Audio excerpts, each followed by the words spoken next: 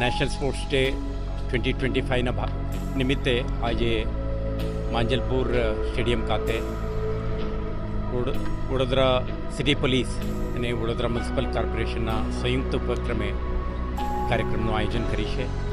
આજે પોલીસ તંત્ર દ્વારા જે ખેલ મહાકુંભ અને આના સંબંધમાં ખેલો ઇન્ડિયા અને અત્યારે ફિટ ઇન્ડિયા કેમ્પેન અને ઓબેસિટી ફ્રી કેમ્પેન અંતર્ગત નેશનલ સ્પોર્ટ્સ ડેનું ગેમ્સ ચાલુ કર્યું છે.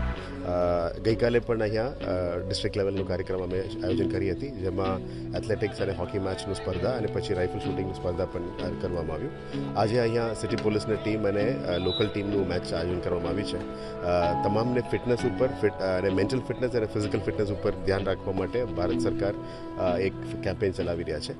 આવનારા દિવસોમાં સ્પોર્ટ્સનું જે વેગ ગુજરાતને મળી રહ્યા છે અને ભારતને મળવાના છે કોમનવેલ્થ અને ઓલિમ્પિક્સમાં, એનું તૈયારીની ભાગરૂપે વડોદરામાં ફીડર ગાર્ડનનું પણ તૈયારી ચાલી રહ્યા છે.